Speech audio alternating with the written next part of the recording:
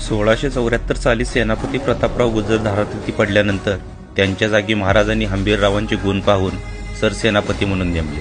राज्याभिषेकाच्या प्रसंगी महाराजांनी हंबीररावास मुख्य प्रधानांच्या बरोबरीचा दर्जा बहाल केला। राज्याभिषेकानंतर हंबीररावांनी मोगली सुभेदार बहादूर खान याच्या छावणीवर छापा टाकून बुरानपूरपर्यंतचा मोगली मुल्क लुटून हैराण केला।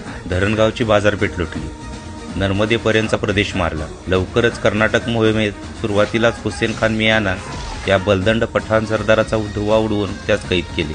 कर्नाटक जिंकून शिवाजी महाराज स्वराज्यात परतल्यानंतर मागे हंबीररावावर व्यंकोजी राजे चालून आले। व्यंकोजी राजांच्या फौजेचा त्यांनी प्रचंड पराभव केला। महाराजांचे बंधू म्हणून त्यास कैद कसे करावे म्हणून हंबीररावांनी व्यंकोजी राजास रणांगणातून जाऊन दिले। छत्रपती शिवाजी महाराजांच्या निधनानंतर मोरोपंत, अण्णाजी दत्तो इत्यादी प्रधानांनी राजाराम महाराजांना गादीवर बसवण्याची मसलत उभी केली। तथापि स्वराज्यनिष्ठ हंबीररावांनी आपल्या भाच्याची बाजू न घेता प्रधानांना कैद करून त्यांचा कट उधळून लावला। छत्रपती संभाजी महाराज व हंबीरराव यांच्या प्रखर प्रतिकारामुळे औरंगजेबाला नमते घ्यावे लागले। हंबीररावांची शेवटची लढाई डिसेंबर 1687 मध्ये सरजाखान या वाई प्रांतात घुसलेल्या मोगल सरदाराबरोबर झाली। या निकराच्या लढाईत हंबीररावांनी मोगली फौजेची दाणादाण उडवली।